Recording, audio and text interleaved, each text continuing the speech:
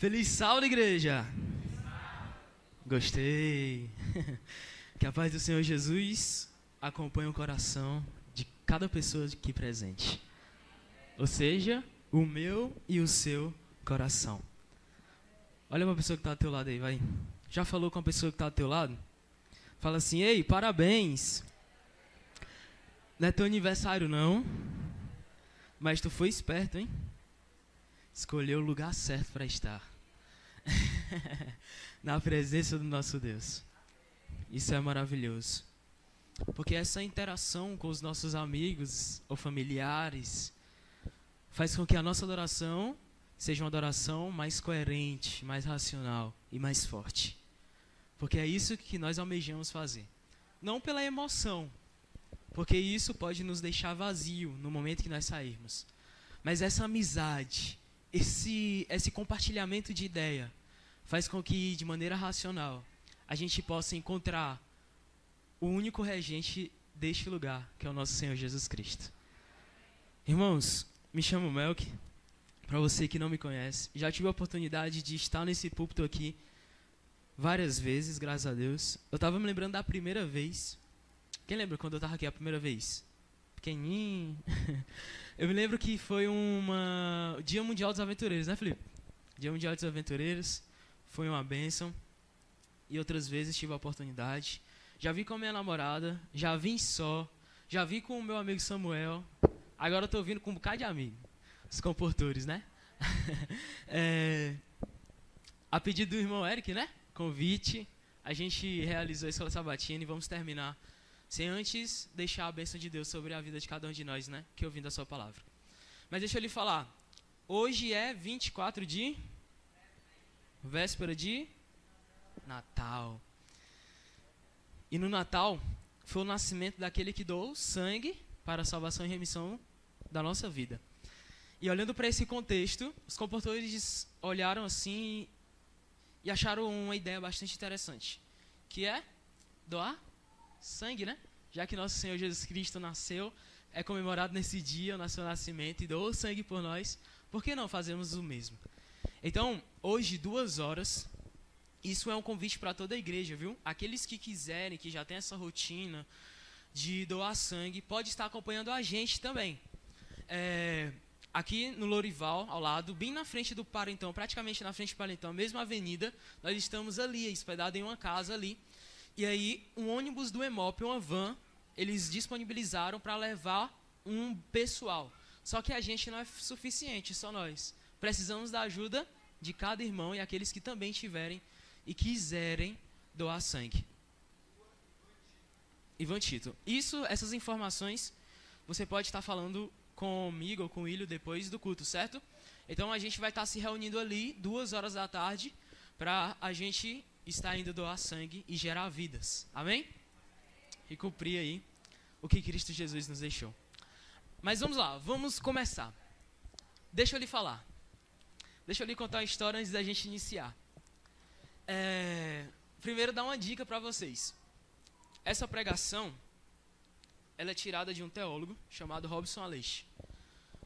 Top, viu? O homem, não sei se o Pedrinho conhece, já teve a oportunidade de ouvir ele pregar lá na UNASP, mas o homem realmente é um homem abençoado. E você vai ver que ao decorrer dessa pregação, eu o amei. E todo lugar que eu vou, se possível, eu estou falando sobre essa palavra tão maravilhosa. Então, se você gostou, se você gostar da maneira a qual ele aborda e estuda a Bíblia, procura ele no YouTube, certo? Ele também faz um programa na Novo Tempo, chamado Fé para Hoje. Vocês já ouviram? Fé para Hoje, aquele moreninho. Ele é o Robson Aleixo, viu? Homem fera demais. E aí, eu convido você a assistir as pregações dele, viu? E se fortalecer através da sua palavra. Deixa eu lhe contar. Um dia um certo estudante universitário, louco, né? Porque todo universitário é louco. E aí ele estava cursando o seu curso de História, né?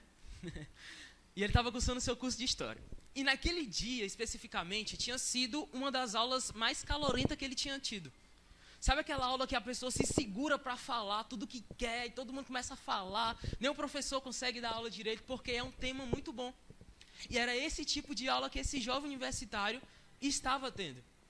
Só que aí, todos os dias, ele não morava na cidade de São Paulo, ele morava no interior. Então ele tinha que pegar o quê? Um ônibus que era fretado para todas as disciplinas, né, que moravam no seu interior.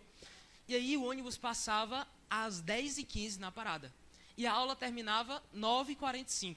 E ele tinha um bom tempo, né, para estar na parada. Só que aí a aula não terminou dentro da sala de aula. Ela continuou no banheiro masculino. E aí começou discussão, esse estudante começou a falar e conversava sobre aquele assunto. Até que alguém olhou para o relógio e falou assim, tu não vai pegar teu ônibus não? Ele olhou no relógio, 10h25. Já se fazia 10 minutos que o ônibus dele tinha passado. Então ele correu. Ele correu à universidade, entrou no lugar, foi até a parada. E aí não tinha ninguém lá. O ônibus já tinha parado. Só que ele lembrou que o mesmo ônibus ele ia passar em uma praça, logo perto. São Paulo as coisas geralmente são um pouco perto, né? E aí ele ia passar nessa praça e ia pegar uma turma de direito. E ele, não, vou correr, vai dar tempo e eu vou chegar lá. E ele correu. Quando ele chegou lá naquela praça, o que aconteceu? Não tinha mais ninguém, o ônibus tinha passado. Aí ele, não, vai sair um ônibus já, mais tarde, do terminal de ônibus, né? Terminal rodoviário de ônibus. Então ele saiu e correu para o terminal. Quando ele viu no terminal, só iria sair um ônibus depois da meia-noite. 00:10, por aí. E aí ele, não vai dar tempo, eu vou chegar muito tarde em casa. E ele se lembrou que não mais o ônibus dele, mas um ônibus que levava uma turma de engenharia, iria passar uma das avenidas mais movimentadas de São Paulo. Então ele correu para lá, chegando nessa parada, novamente o ônibus da turma de engenharia já tinha passado, não tinha mais ninguém nesse ponto de parada. Então ele raciocinou que agora não dava para ele voltar mais para o terminal rodoviário, mas ele teria que pegar esse ônibus que iria sair 00:10 na BR. Só que ele não sabia onde era o ponto, ele não sabia como parar o ônibus, e nem sabia se o ônibus iria parar. Porque mais de meia-noite, parar por uma pessoa só é meio perigoso, né? Mas ele, não, todo mundo me conhece, eu vou caminhar pela BR, e aí olhando para trás, eu vou caminhar e olhando para trás, ver se esse ônibus vai vir. E ele começou a caminhar na BR. E aí olhando para trás todo o tempo, olhando para trás, ele já estava ficando nervoso, porque já fazia mais de 2 horas que ele corria atrás desse ônibus, e nada dele conseguir pegar o ônibus. E aí ele olhou, parou e pensou, não, está errado. Alguma coisa está errada, por quê? Todos esses momentos desse problema, eu que estou tentando resolver. E na verdade eu tenho que clamar a quem? A Deus. E ele, não, eu vou parar e vou orar. Só que ele não parou. Agoniado, apressado, com a mente agitada, olhando para trás, ele começou, Senhor, abençoa, eu vou pegar esse ônibus e que eu veja que ele pare. Aí ele raciocinou novamente, não, está errado ainda, eu não estou focando, eu estou com meus olhos abertos caminhando. Então ele se encostou em um dos postes da BR, e aí, nessa ele abaixou a cabeça e começou a orar. E ele, Senhor, eu preciso pegar esse ônibus, eu não sei a parada, eu não sei se ele vai parar, mas abençoa, em nome de Jesus, amém. Adivinha o que passou do lado dele? O ônibus, que ele tanto precisava pegar. Mas aí, ele ficou indignado. Ele olhou para o céu e ele falou justamente com essas palavras, se eu tivesse com os olhos abertos, o que é que tinha acontecido? Ele tinha pegado o ônibus. E ele ficou indignado. O resumo da história, ele foi chegar, era mais de 4 horas da manhã. E em todo esse tempo que ele passou até chegar na sua casa, ele indagava a Deus, Senhor, por que isso aconteceu? Se eu tivesse com os olhos abertos, orando, mesmo que irreverente, eu tinha pegado esse ônibus. Mas como eu me parei, me reverenciei diante da tua presença, eu perdi esse ônibus. E ele ficou sem entender, né? E na vida cristã, eu e você encontramos muitos desafios. Só que muitos estudiosos, filósofos, já acham ao contrário. Já chama eu e você de pessoas covardes. Sabe por quê? Porque a gente passa a confiar em um ser supremo e não passa mais agora a lutar contra os desafios que a vida traz. E em vez disso, a gente vai para dentro do nosso quarto chorar e pedir para que esse Deus nos ajude. Então eles acabam dizendo que eu e você somos covardes de não querer enfrentar, de não ir para avante. Só que mal eles sabem que nós, mais do que eles, sofremos grandes desafios só no fato de acreditarmos num Deus que existe e nem mesmo podemos ver ou tocar nesse Deus. É ou não é verdade? Acreditar no Deus que existe, nem mesmo tocar e ver, já é um grande desafio, sim ou não? Sim ou não? Sim, é um grande desafio. E acreditar que Deus pode tudo também é um grande desafio. Então essa teoria está totalmente errada. E esse estudante, ele passou a se indagar. Muitas vezes também eu e você nos indagamos em relação a como Deus irá agir. Por que, Senhor, foi dessa maneira? E a gente às vezes fica se perguntando. E esse é o grande desafio do caminho, do evangelho, a qual eu e você propomos a viver. Um dos maiores desafios é saber que Deus pode tudo. E o nosso familiar morrer depois de termos clamado noites e noites pelo milagre na vida dele lá na UTI. Se Deus pode tudo, Ele pode levantar alguém da UTI. E por que não levantou um meu ou seu familiar quando ele estava no leito de morte? Este é um desafio da vida cristã. E eu e você sofremos muito. E olhando para a palavra de Deus, eu, através da pessoa do pastor, eu vi um personagem a qual se indagou e que ele é muito eu e você. Apesar de ser um profeta, ele é diferenciado. E ele traz essas indagações na sua própria vida. Foi por isso que eu me apaixonei e é um dos livros que eu mais gosto dentro da palavra de Deus, que é o livro de Abacuque. Vamos, nesse momento, abrir. Eu convido você a abrir neste livro para que você possa entender que, embora o desafio de acreditar em Deus seja difícil, mas nunca será algo impossível. O livro de Abacuque é difícil, né? O livro de Abacuque geralmente tende a se esconder, a se perder no meio da Bíblia. Mas feche sua Bíblia aí na parte que você menos abre, tá em branco, sem toque de dedo nenhum, você vai encontrar. Senão, alguns recorrem para o índice, né? Mas fique à vontade. A gente vai esperar você abrir no livro de Abacuque. Abacuque, a gente vai iniciar no capítulo 1.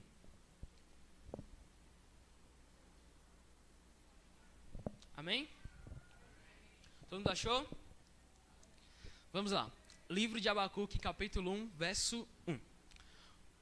Diante das indagações da nossa vida, Abacuque também teve uma grande indagação. Abacuque, ele é diferente e ele é dito como um dos menores profetas, né, que a Bíblia contém. Só que ele é menor não porque ele era pequeno, não, ele já era velho. Mas foi porque ele escreveu pouco, mas tem uma grande concentração neste livro, certo? E o livro de Abacuque, ele se torna diferenciado porque os seus contemporâneos, como Jeremias e Isaías, sempre que eles iam citar alguma profecia, a gente pode ler no livro de Isaías e Jeremias o seguinte: veio a palavra do Senhor a Jeremias dizendo, é na verdade? Ou veio a palavra do Senhor a Jeremias e Isaías dizendo. E o que é que eles faziam?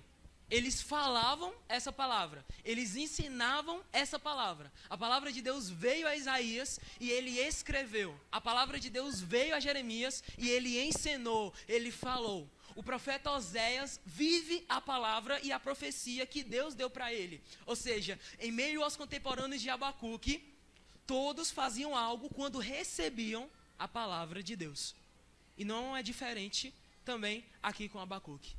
Só que o ponto diferencial do livro de Abacuque é que ele ouve a profecia, a sentença dada por Deus, mas em vez dele anunciar ao povo, ele faz dizer assim, calma, pera, Senhor, não é assim. Então ele se volta novamente para o Senhor, e começa a questionar a ação de Deus naquele momento. Então o livro de Abacuque é como se fosse o comentário do seu próprio livro. E é por isso que Abacuque é alguém extremamente extraordinário que nós iremos aprender muito com ele aqui. A partir do verso 1 diz assim: sentença revelada ao profeta Abacuque. O que é que eu e você esperamos? Sentença, né? Só que ele não dá a sentença. Ele começa falando assim, verso 2. Até quando, Senhor, clamarei eu, e tu não me escutarás? Gritar-te-ei violência, e não salvarás. Porque me mostra a iniquidade, me fazes ver a opressão. Pois a destruição e a violência estão diante de mim, a contendas e o litígio se suscita. Por esta causa, a lei se afrouxa, e a justiça nunca se manifesta. Porque o perverso cerca o justo. A justiça é o quê? É torcida. Eu não falei para você que Abacuque ouvia a sentença de Deus, em vez de transmitir às pessoas, ele voltava-se para Deus e falava: Senhor, por que isso? Até quando, Senhor, eu irei escutar isso? De tudo isso eu já sei.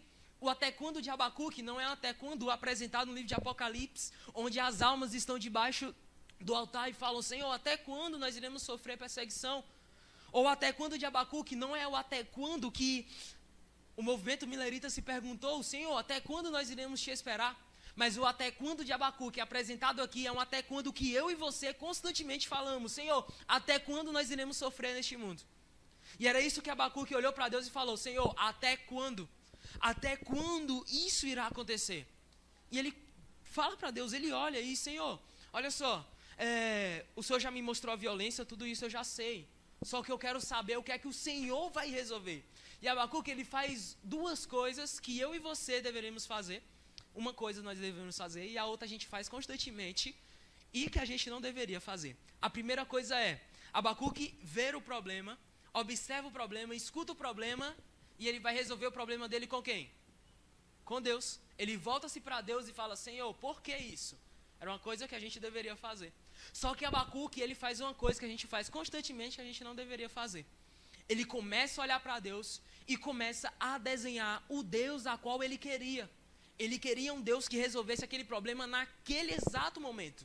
Ele queria um Deus que entrasse em campo. Ele olhou para Deus: Senhor, cadê o Senhor? O Senhor é o número 10 do meu time. O Senhor é o número 10. O Senhor precisa entrar no campo. O Senhor está dentro de campo, parece que não faz nada, não resolve nada. A gente está levando uma lavada de 10-0 e o Senhor não faz nenhum gol, sendo que o Senhor é o craque do time. Abacuque começa a indagar Deus e começa a escrever Deus. E começa a dizer: Senhor, eu quero o Senhor agora, resolve agora, nesse momento. Não é isso que a gente constantemente faz? Não era isso que Abacuque constantemente estava fazendo nesse momento? Senhor, eu preciso do Senhor agora, o problema é esse, resolve.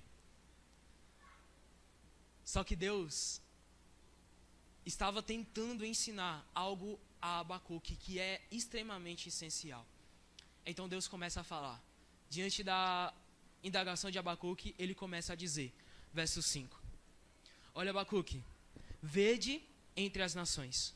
Olhai, maravilhai-vos e desvaneceis, porque realizo em vossos dias obra tal que vós não crereis quando vos for contada. Olha, Abacuque, o que eu vou fazer não vai movimentar só o povo de Israel, não. Vai movimentar todas as nações. E quando for citado tudo o que eu irei fazer, talvez muitas pessoas não irão acreditar.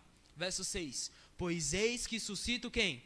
Os caldeus. Nação amarga e impetuosa, que marcha pela largura da terra, para apoderar-se de moradas que não são suas. Eles são apavorosos e terríveis, e criam eles mesmos o seu direito e a sua dignidade. Os seus cavalos são mais ligeiros do que os leopardos, mais ferozes do que os lobos ao anoitecer. São os seus cavaleiros, que se espalham por toda parte. Sim, os seus cavaleiros chegam de longe. Voam como a águia que se precipita a devorar. Eu imagino Abacuque não entendendo nada, né? Ele queria a resolução do problema e agora Deus começa a citar novamente o problema para ele. E no verso 9 a gente continua lendo assim. Eles todos vêm para fazer violência. O seu rosto suspira por seguir avante. Eles reúnem os cativos como areia. Eles escarnecem dos reis. Os príncipes são objetos do seu riso. Riem-se de todas as fortalezas, porque amontoando terra as tomam. Então passam como passa o vento, e seguem, fazem-se culpados, este cujo poder é o seu Deus. Deus olha para Abacuque e começa a falar novamente o problema. E ele fala de maneira bem detalhada. Ele fala: olha, pois eu mesmo, eu Deus, vou suscitar os caldeus. E os caldeus aqui citados é o povo babilônico de Nabucodonosor, lembra? Ele, olha, eu vou levantar eles, porque eles já estão aí fazendo tragédia por sobre a terra. E é eu que irei levantar, e é eles que irão firmar um reino dentro de Israel. E Abacuque começa a não entender isso. Então ele indaga a Deus no versículo 12. Acompanhe comigo. Ó Senhor, não és tu desde a eternidade? Ó Senhor, meu Deus, ó meu santo. Não morremos, ó Senhor, para executar juízo? Puseste tu, aquele povo, tu, ó rocha eterna, o fundaste para servir de disciplina E Abacuque olha para Deus e fala, Senhor, oxe, que história estranha. É o Senhor mesmo que vai levantar esse povo? E lembrando disso, eu me lembrei de uma certa história. Uma certa menina, de 4 anos de idade, ela um dia conversando com seu pai, muitos pais aqui vão passar por isso, mas um certo dia ela conversando com seu pai na sala, eles estavam conversando, ele, filha, conte aí como foi seu dia. E aí ela começou a dizer, papai, eu estava lá na escola e eu estava conversando com o meu namorado, 4 anos de idade, ó gente, eu estava conversando com o meu namorado. Aí o pai, oxe, calma aí. Aí pegou a filha dele, sentou ela no sofá e disse assim, calma aí, Sofia, vem cá. Como é o nome dessa... que foi que tu repetiu aí? Tu tava conversando com quem? E ela, papai, eu tava conversando com meu namorado. E aí a mãe dela veio logo da cozinha, foi um susto. 2 semanas atrás ela já tinha soltado uma dessa. Ela disse assim, papai, quando eu tiver com meu namorado na lua de mel... Aí foi outro susto, né? Ele, o quê? Lua de mel? É, lua de mel. Aí ela, Sofia, o que é que os casais fazem na lua de mel? Não, pai, a gente anda de mão dada, a gente toma sorvete, banha na praia. Aí ele, ufa, né? É isso mesmo, Sofia, é isso aí. Só que aí, ele já tinha repreendido ela. Só que 2 semanas depois, ela veio com essa história de novo. Papai, eu tava conversando com meu namorado. E aí foi quando ele teve que conversar agora sério com ela. Ele botou ela no sofá e olhou assim, minha filha, vamos lá. Nós somos uma família cristã tradicional israelita, né? Do tempo do Êxodo. E aí, nessas famílias tradicionais israelitas do tempo do Êxodo, quem escolhe o seu namorado é o papai, né? Ele quis fosse a autoridade, né? Quem escolhe o seu namorado é o papai. E outra, quando você chegar na idade certa, porque só os adultos namoram. Aí ela, não, papai, os jovens e os adolescentes também namoram. Ele, Sofia, nossa família é diferente, só os adultos namoram. E aí ele continuou, olha filha, e eu vou escolher o seu namorado. E tem mais, ele precisa ser melhor do que eu em tudo que eu faço. Se eu sou um bom estudante, se eu sou um bom pregador, ele tem que ser 2 vezes melhor. E o coitado do menino só tinha 4 anos, não fazia nada da vida, né? Ele disse que ela começou a ficar triste, né? Meio que, nossa, ele não faz nada. E ele começou a dizer, ele tem que ser 2 vezes ali, dobro melhor do que eu em tudo que eu faça. Ele tem que ser bom.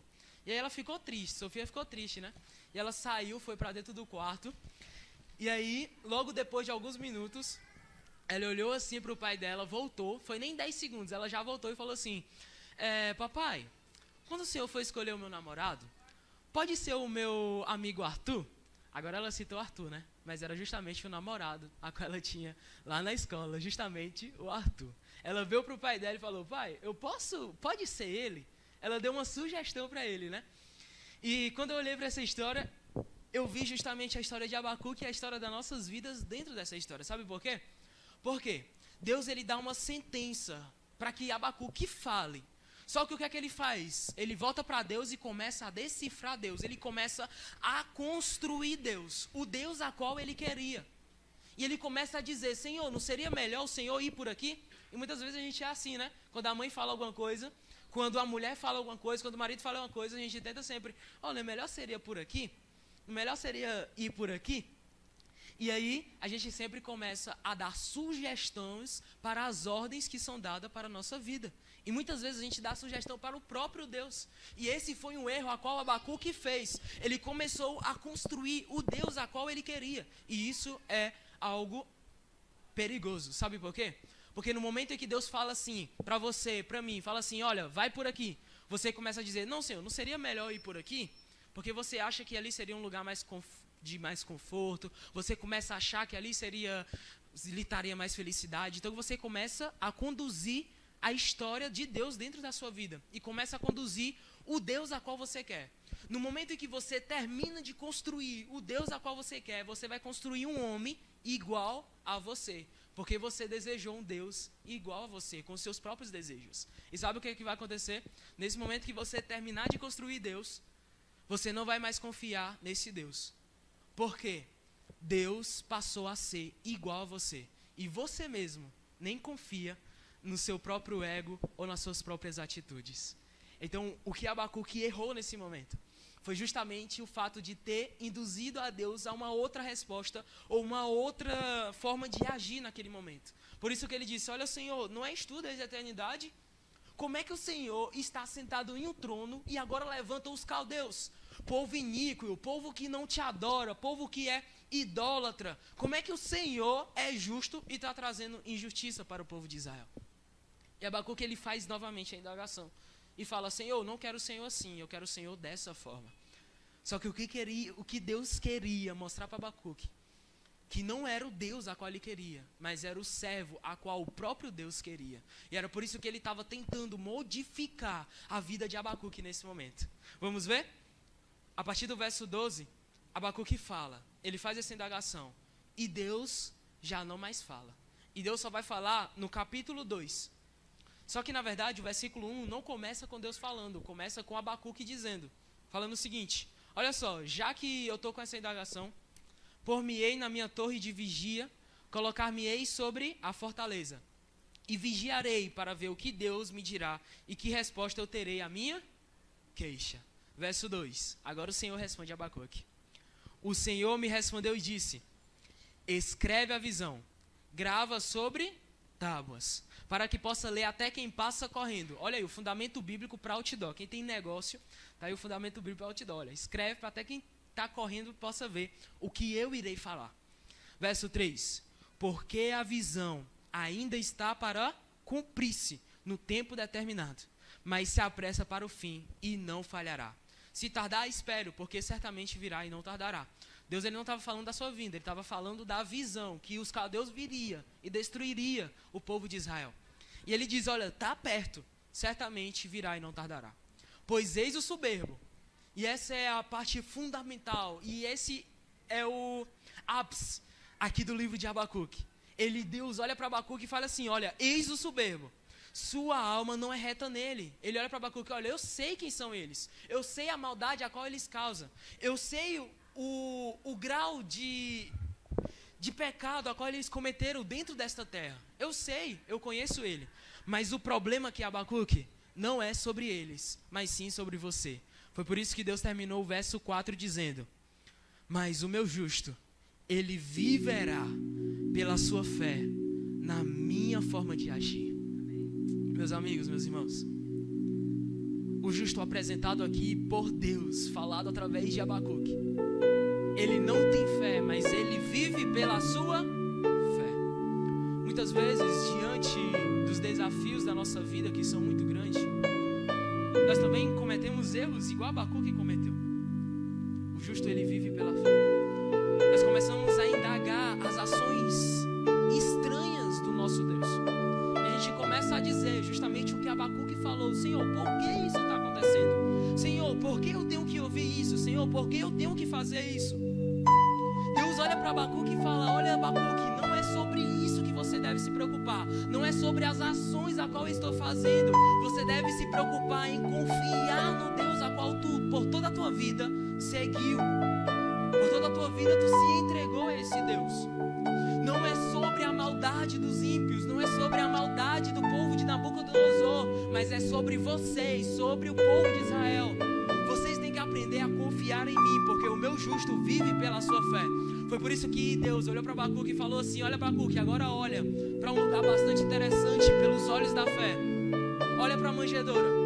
Quando Abacuque olhou para a manjedoura, no momento em que ele olhou para a manjedoura, o que foi que ele viu lá? Não viu mais nada, só viu alguns panos que estavam lá embrulhados, postos em cima de palhas, porque Jesus já não mais estava ali. Então Deus olha para Abacuque pelos olhos da fé e diz, olha Abacuque, agora olha para a cruz. Quando ele olha para a cruz, talvez a gente possa ver marcas de prego, sangue escorrendo, mas a gente não vê mais ninguém ali. E Deus olha para Abacuque e fala, olha Abacuque, olha pelos olhos da fé e agora olha para dentro do sepulcro. Mais uma vez, Abacuque não vê ninguém, porque o sepulcro estava vazio. Talvez os panos dobrados, talvez alguns bálsamos ali, presentes naquele lugar, mas não havia mais ninguém ali. E Deus olha para Abacuque e fala, Abacuque, olha para o trono. E quando Abacuque ele olha para o trono, ele não vê o trono vazio, mas ele vê um Deus que sempre esteve sentado guiando o curso deste mundo. Era esse o sentido a qual Deus trouxe para a vida de Abacuque. Abacuque, tudo está vazio. Todos os lugares já não mais estão preenchidos, porque isso é passado. Mas o trono sempre esteve cheio da minha presença. Quando nós olhamos para o trono, eu e você, quando nós olhamos para o trono da eternidade, nós nunca e jamais iremos ver o trono vazio, porque Deus sempre esteve no curso deste mundo.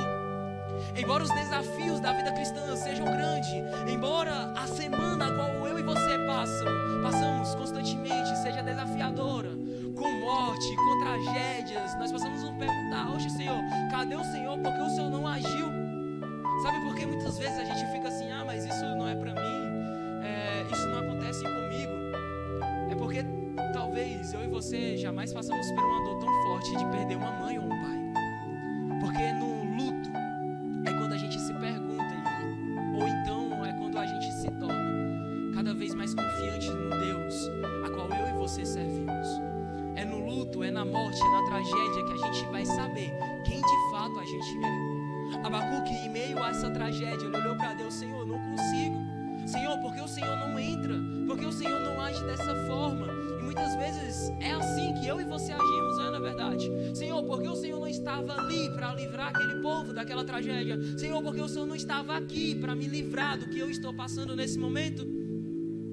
Mas a palavra de Deus foi bem clara para Abacuque, a palavra de Deus é bem clara para mim e para você, porque aquele que confia no Senhor jamais terá as suas preocupações negadas. Aqueles que confiam no Senhor, o desejo do coração será realizado. Eu posso olhar para dentro do vale, eu não conheço o vale, mas eu confio no Deus da minha salvação, porque Ele está comigo dentro do vale. Não foi isso que o salmista falou? Não foi isso que ele citou? Ainda que eu ande pelo vale da sombra da morte, não temerei mal nenhum, porque eu conheço o vale. Não, a gente não conhece o caminho que nós iremos trilhar daqui a algumas horas. Mas o salmista falou: olha, eu não vou temer mal nenhum, porque tu, ó Rei dos céus, tu que está sentado no trono, tu que nunca deixou o trono por nada, está guiando o curso da minha vida. E era isso que Deus trouxe para a vida de Abacuque. E ele falou mais: olha só, Abacuque, o Abacuque que eu falo é eu e você, certo? Olha só, Abacuque, eu me apresento de várias formas dentro da palavra de Deus, porque eu sou um Deus que ajo em prol de você. Sabe por quê? Quando nós olhamos para a Bíblia, nós vemos um Deus que para os céus, para o sol, a lua, não sei, o movimento astrônomico em prol da vitória do povo de Israel. Porque é um Deus que age em prol de nós. No momento que nós pedimos: Senhor, chove, chove. Senhor, por favor, está muito quente, vem com a nuvem. Deus faz o quê? Deus vem, manda a nuvem. Ou então outros momentos a gente pergunta: Senhor, por favor, faz isso. E Deus se apresenta como aquele que age em prol de mim e de você. Só que o Deus apresentado na Bíblia não é só um Deus que age em prol, mas é um Deus que age através de nós. Elias se ajoelhou e falou: Senhor, que não chova. E durante muito tempo não choveu em Israel. E depois Elias se ajoelhou de novo e: Senhor, chove. E choveu em Israel depois de mais de 3 anos sem chover. Nós olhamos para a Bíblia: um homem que levanta um cajado, fere as águas e o mar se abre. É um Deus que age através de nós. Só que o Deus apresentado na Bíblia não é só um Deus que age em prol e nem através, mas é um Deus que age dentro de nós, fazendo o papel de transformação. Sabe por quê? Jesus chegou na frente de um túmulo e ele disse para os discípulos: retirai a pedra. A quem servia a parte difícil? A Jesus ou aos discípulos tirar aquela pedra de toneladas? A quem servia a parte difícil? A Jesus ou aos discípulos? Quem? Jesus, discípulos? Não. A parte difícil era para os discípulos de fato. A parte impossível estava nas mãos de Jesus, porque nenhum discípulo conseguiria tirar aquele homem de dentro daquele túmulo. Somente aquele a qual tinha o poder dos céus para fazer aquilo. Porque era impossível ressuscitar alguém naquele tempo, principalmente pela cultura a qual eles tinham dos saduceus. Mas Jesus, o maior milagre que ele fez não foi tirar aquele homem do sepulcro, mas foi fazer acreditar que os discípulos abençoou que as pessoas que estavam ao redor, que no momento em que retirasse a pedra, algo muito maior e maravilhoso iria acontecer, que seria a ressurreição de uma pessoa que estava morta. O milagre já estava acontecendo nas pessoas que estavam onde? Do lado de fora. É por isso que Deus é tão maravilhoso, que Ele age na minha e na sua vida, transformando o nosso coração em acreditar que alguém está em um leito de morte, em acreditar que alguém, é como se a gente fosse no túmulo, tirasse aquela pedra de mármore de quilos, e acreditar que aquele osso, aquilo que já está corrido ali pelas vermes, possa voltar à vida novamente. O milagre já está sendo dito e acontecendo nas pessoas que estão do lado de fora, porque é esse o meu e o seu Deus, a qual age em nossas vidas constantemente e diariamente, em prol e benefício daqueles que amam e daqueles que creem. Mas por que a indagação? Por que, mesmo acreditando e tendo isso em mente, nós não conseguimos de fato, em momentos difíceis, crer ou até mesmo aceitar a forma como Deus age? Por que isso acontece? Sabe por quê, meus amigos?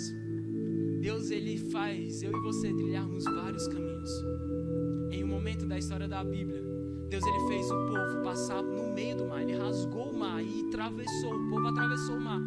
Em outro momento, Ele vai fazer eu e você passarmos por cima, solidificar o mar, e a gente vai passar por cima do mar. Em outro momento, Ele vai mandar um peixe, uma baleia.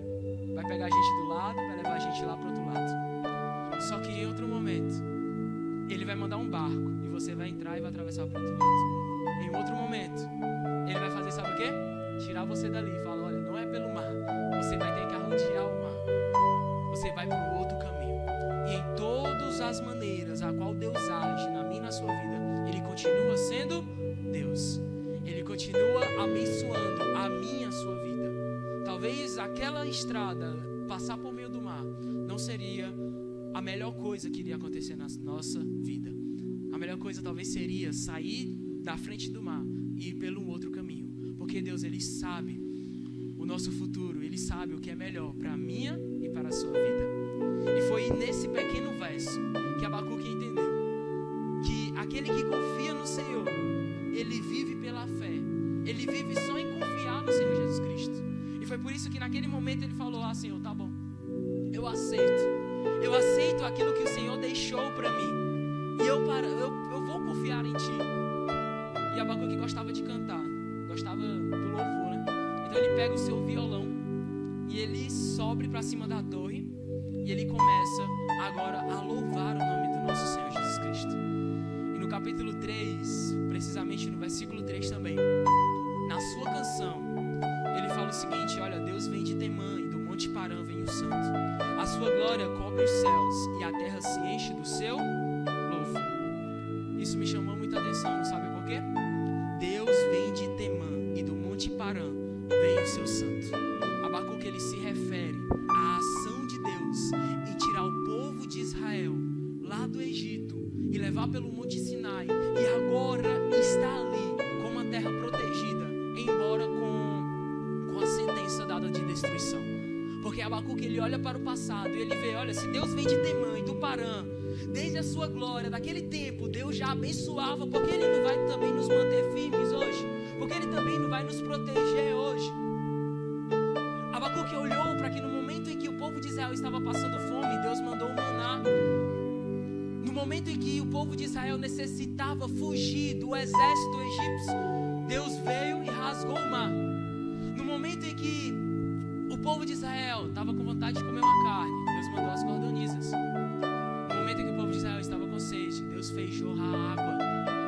Da onde? Da pedra. Esse Deus maravilhoso que vem desde Temã e do Monte Parã, eu tenho certeza que Ele vai continuar a abençoar o povo de Israel hoje. A demonstração de fé de Abacuque no presente foi a lembrança dos feitos de Deus aonde?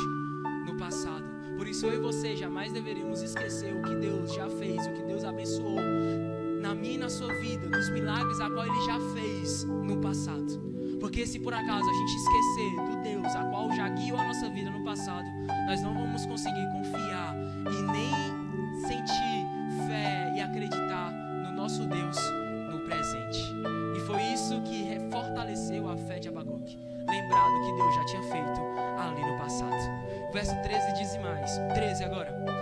Senhor, eu sei que tu sais para salvamento do teu povo, para salvar o teu ungido. Feres o telhado da casa do perverso e lhes descobres de todo o fundamento.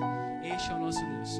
E um dos versículos mais conhecidos de toda a Bíblia, Abacuque, ele termina dizendo o seguinte, a partir do verso 17: Olha, Senhor, ainda que a figueira não floresça e nem haja fruto na vide, o produto da oliveira minta e os campos não produzam mantimento, e as ovelhas sejam arrebatadas do aprisco, e nos currais não haja gado.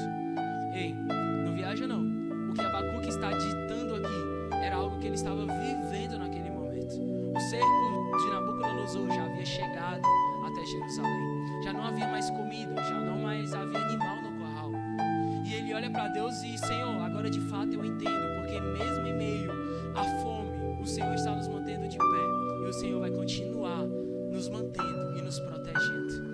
Foi por isso que ele terminou dizendo: Olha, Senhor, embora tudo isso, todavia eu me alegro no Senhor e exulto no Deus da minha salvação. O Senhor Deus é minha fortaleza e faz os meus pés como da coça, e me faz andar altaneiramente. Detalhe, ao mestre de canto para instrumentos de corda. Por isso eu confio nesse Deus, por isso eu me alegro nesse Senhor, por isso eu ando em paz, porque eu sei que tu estás comigo. Meus amados, embora as ações de Deus sejam estranhas, e são estranhas para nós, porque temos uma mente finita, há ações que são infinitas.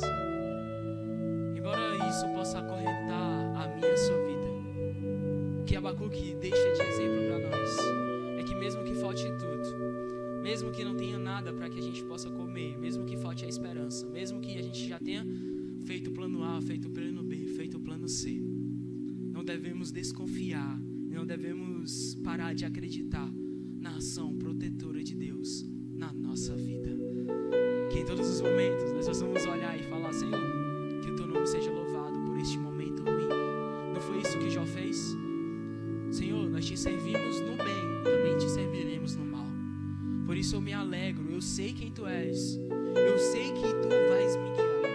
E no momento de dificuldade de Jó, no final ele entendeu que Deus de fato estava com ele, que mesmo em momentos difíceis, mesmo que nós venhamos perder, venhamos fracassar, nós possamos ter a confiança de que existe um Deus lá no céu, que nunca saiu do trono e que sempre está regendo a terra, a minha e a sua vida.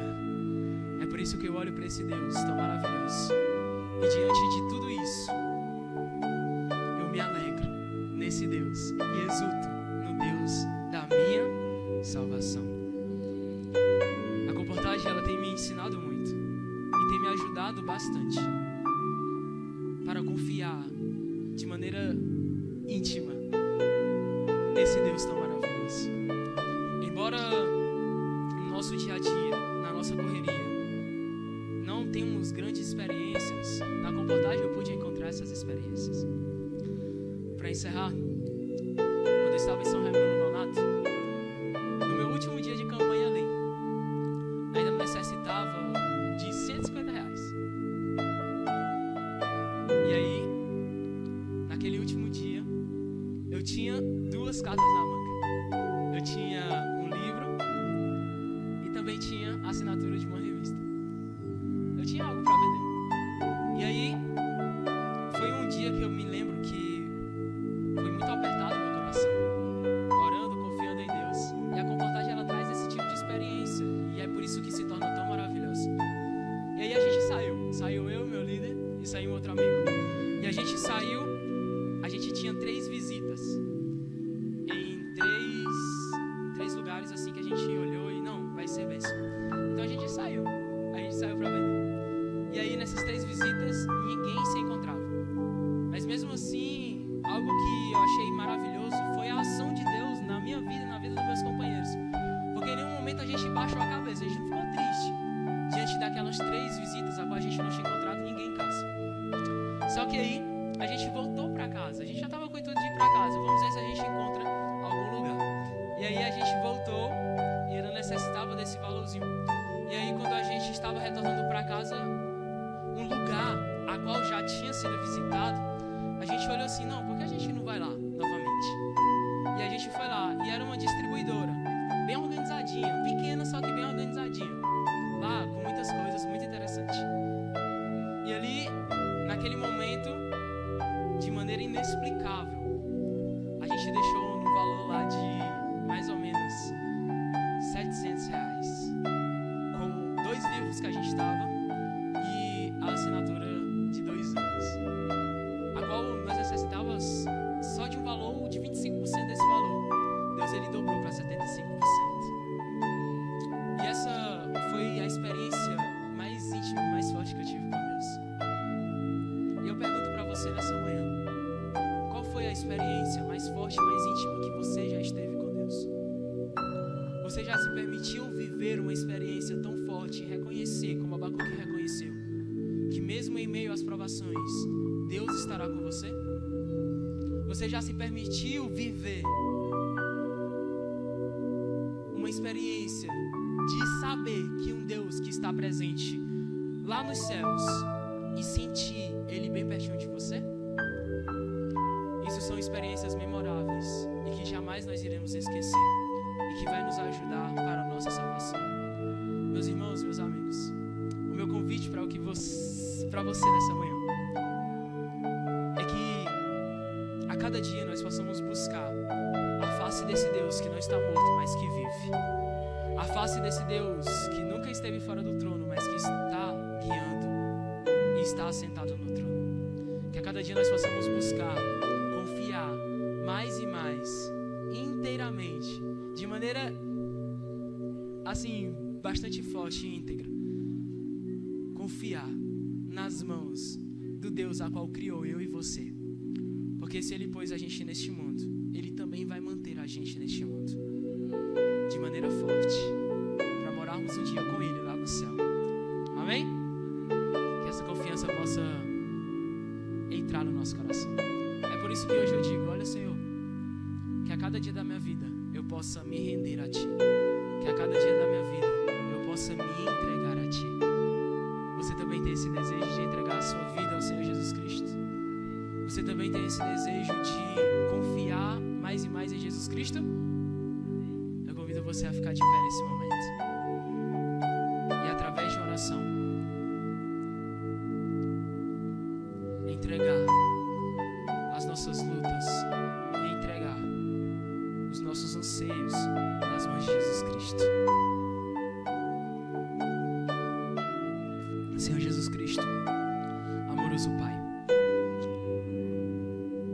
que história magnífica a história de Abacuque. Podemos, de maneira rápida aqui, mas não tão profunda, aprendemos um pouco mais sobre isso. Aprendemos sobre o quesito de que mesmo as tuas ações possam ser estranhas, nós podemos confiar em um Deus que não é estranho, mas é um Deus sabedor de todas as coisas. Um Deus que é onipotente, que tem poder para fazer tudo. Embora a vida, o pecado, possa nos trazer desafios em desacreditar em Ti, que a Tua palavra possa ser nossa fonte de esperança, para que possamos a cada dia, embora as lutas, embora as nossas tristezas, possamos olhar para Ti e ver um Deus bem presente dentro da nossa vida, dentro da nossa família e dentro do nosso lar. Senhor, entregamos a nossa vida em Tuas mãos. Move em nossa mente através do Espírito Santo, para que assim possamos confiar em Ti, para que assim possamos viver na Tua presença, constantemente e diariamente. Em nome de Jesus, amém.